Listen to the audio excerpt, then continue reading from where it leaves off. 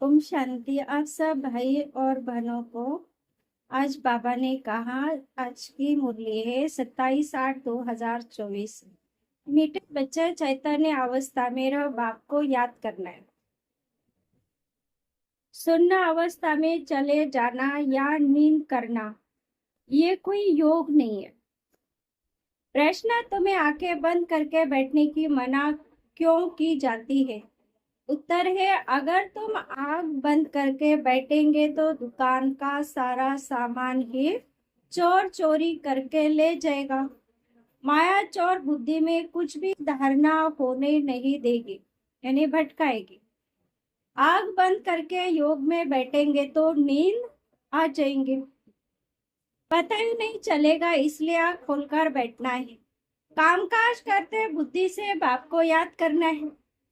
इसमें हट्टियों की बात नहीं, क्योंकि हम कर्म योगी है, सज राज्यों के, इसलिए काम करते समय भी हम बाप को याद कर सकते हैं। ओम शांति। रूहानी बाप कहते हैं बच्चों को, ये भी बच्चा है ना, देहधारी सब बच्चे हैं, यानी ब्रह्मा बाबा भी बच्चा है। रूहानी बाप आत्माओं को कहते हैं आत्मा ही मुख्य है। ये तो अच्छी रीति समझो। यहाँ जब सामने बैठते तो ऐसे नहीं शरीर से न्यारा हो गुम हो जाना है। शरीर से न्यारा हो गुम हो जाना ये कोई याद के यात्रा की अवस्था नहीं है। यहाँ तो सुजाग हो बैठना है, चलते फिरते उठते बैठते अपने को आत्मा समझ बाप को याद करना है। बाप ऐसे नहीं कहते यहाँ बैठे बेहोश हो जाओ, ऐसा बहुत बैठे बैठे गुम हो जाते हैं। तुम्हें तो सुजाग होकर बैठना है, गुम होना ये भी माया है। और फिर पवित्र भी बनना है। पवित्रता बिगड़ धारणा नहीं होगी, क्योंकि शेरनी का दूध सोने के बर्तन में ठहरता है, ज्ञान भी पवित्र बुद्धि में ठहरता है। किसका कल्याण नहीं कर सकेंगे, किसको कर नहीं सकेंगे, खुद पवित्र पवित्र रहते ने और दूसरों को कहते हैं वो तो पंडित हो गया। मियाँ मिट्टू भी नहीं बनना है, यानी हमारे जैसा होशियार कोई नहीं, ये भी नहीं बनना, क्योंकि हमारा हमें चलाने वाला बाबा है। फिर वह दिल अंदर खाता रहेगा। ऐसे मत समझो हम सुनने में चले जाते हैं, आंखें बंद हो जाती, यह कोई याद की अवस्था नहीं। इसमें चैतन्य अवस्था में रह बाप को याद करना है, यानी जागृत अवस्था में बैठना है। नींद करना कोई याद करना नहीं। बच्चों को कई पॉइंट समझाई जाती है। शास्त्र में दिखाया गया है, सातवीं भूमिका में चले जाते हैं, उनको दुनिया का पता नहीं पड़ता। तुमको तो दुनिया का पता है ना, ये छींची दुनिया है। बाबा को कोई जानते नहीं, अगर बाप को जानते तो सृष्टि चक्रों को भी जान जाए। बाप बतलाते हैं चक्र कैसे फिरता है, मनुष्य पुनर्जन्म कैसे लेते हैं। सतयुग में बाल बड़ी आयु हो जाती तो भी बदसूरत नहीं होंगे, क्योंकि वह है स्वर्ग। नाम ही कितना सुंदर है। बाकी सन्यासी का तो हटयोग है, आंखें बंद करना, गुफाओं में बैठे बैठे बदसूरत बन जाना। तुमको तो बाप करते हैं। गृहस्थ व्यवहार में रहते सुजाग रहना है, सुनने में चले जाना ये कोई अवस्था नहीं। धंधा आदि भी करना है, गृहस्थ व्यवहार भी संभाला है, सुनने में नहीं जाना। काम काज करते बुद्धि से बाप को याद करना है।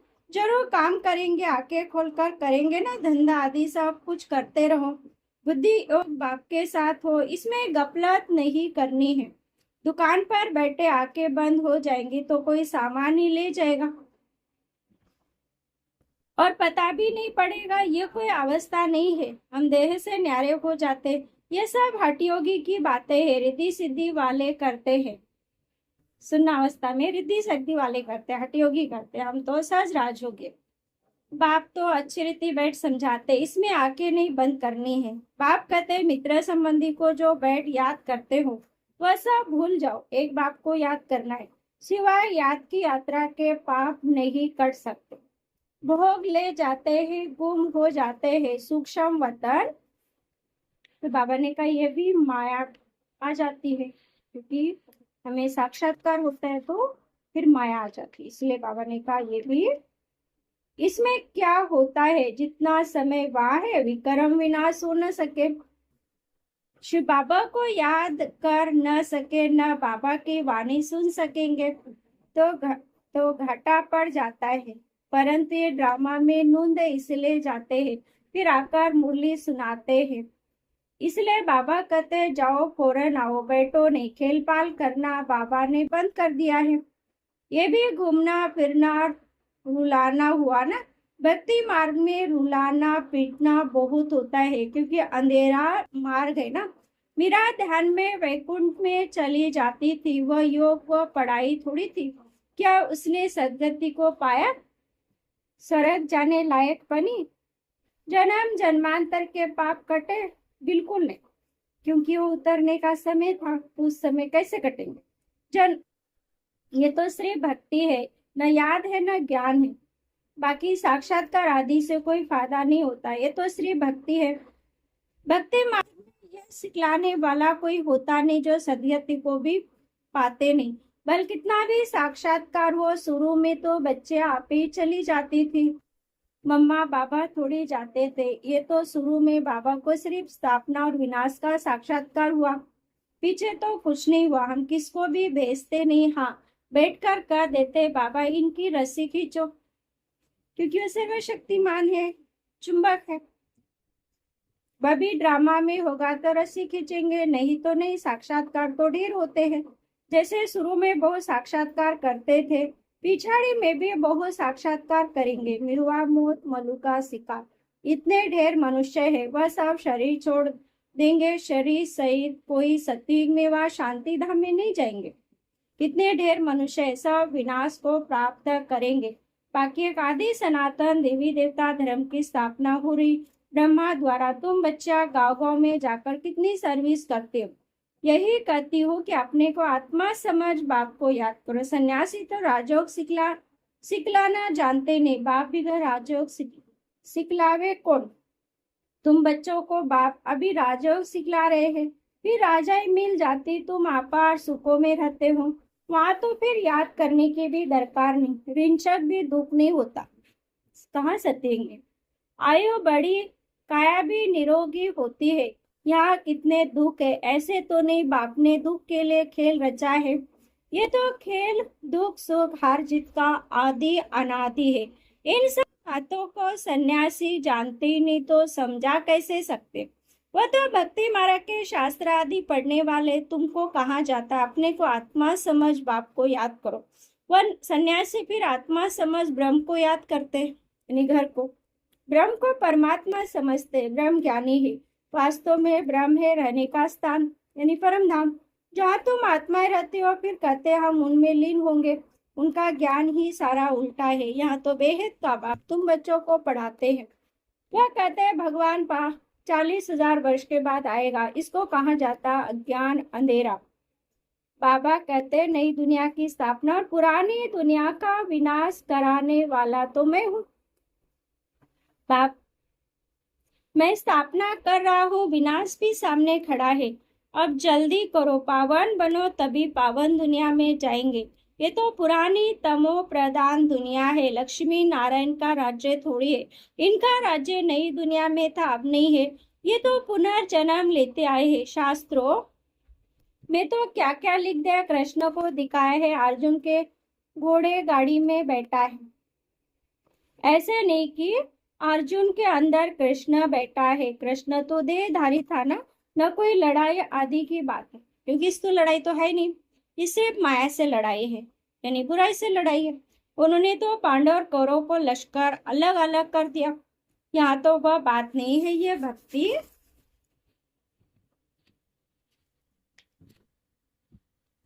मार्ग के शास्त्र आता है, सत्युग में ये होते नहीं। वहाँ ज्ञान की प्रारब्ध राजधानी है, वहाँ सुख ही सुख है। बाप नई दुनिया स्थापन करते तो जरूर नई दुनिया में सुख होगा। बाप कभी पुराना मकान बनाते हैं क्या? बाप तो नया मकान बनाते हैं। उस दुनिया को सतो प्रधान दुनिया कहा जाता। अभी तो सब तमो प्रधान अपवित्र है, पराय रावण राज्य में बैठे हैं। राम तो कहा जाता शिव बाबा को। राम राम कर राम नाम का दान देते हैं। अब कहाँ राम, कहाँ शिव बाबा? अब शिव बाबा तुम बच्चों को कहते मामे कम याद करो। जहाँ से आए हो वहां ही फिर जाना है। जब तक बाप को याद कर पवित्र नहीं बनेंगे तो वापिस जा नहीं सकेंगे। तुम्हारे में भी कोई विरले हैं जो अच्छी रीति बाप को याद करते हैं। मुख से तो कहने की बात नहीं, भक्ति में राम राम मुख से कहते हैं। कोई नहीं कहेंगे तो समझेंगे ये नास्तिक है, कितना आवाज करके गाते हैं। जितना झाड़ बड़ा होता उतनी भक्ति की सामग्री बड़ी होती जाती है। बीज कितना छोटा होता, तुमको कोई चीज नहीं, कोई आवाज नहीं, सिर्फ कहते अपने को आत्मा समझ, मुझे याद करो, मुख से कहना भी नहीं। लौकिक बाप को भी बच्चे बुद्धि से याद करते हैं। बाबा बाबा बैठकर कहते थोड़ी है, तुम अभी जानते हो आत्माओं का बाप कौन है। आत्माएं तो सब भाई भाई है, आत्मा को और कोई नाम नहीं। बाकी शरीर का नाम बदलता है, आत्मा तो आत्मा ही है, वह भी परम आत्मा। उनका नाम है शिव, उनको अपना शरीर नहीं है। बाबा कहते मुझे भी अगर शरीर होता तो पुनर्जन्म में आना पड़ता, तुमको फिर सदगति कौन देते। भक्ति मार्ग में मुझे याद करते हैं, अनेक चित्र है। अभी तुम नरकवासी से स्वर्गवासी बनते हो ना, जन्म तो नरक में लिया है, मरेंगे स्वर्ग के लिए। यहाँ तुम आए हो स्वर्ग में जाने के लिए। जैसे कोई ब्रिज आदि बनाते हैं तो पहले फाउंडेशन शरीमनी कर लेते हैं, फिर ब्रिज बनती रहती है। स्वर्ग की स्थापना का उद्घाटन फाउंडेशन शरीमनी बाप ने कर लिया, अब तैयारियां होती रहती है।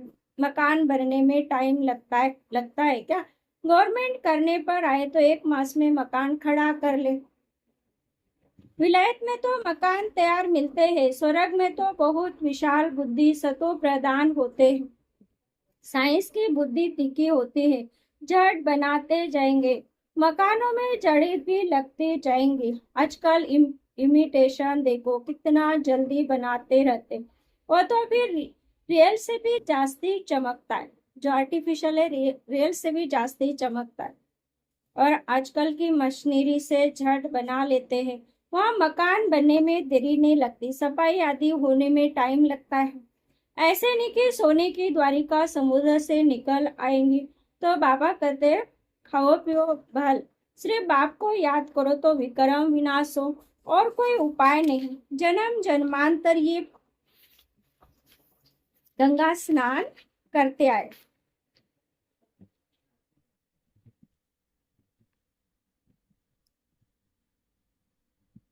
परंतु कोई मुक्ति जीवन मुक्ति को तो पाते नहीं। यहाँ तो बाप पावन बनने की युक्ति बताते हैं।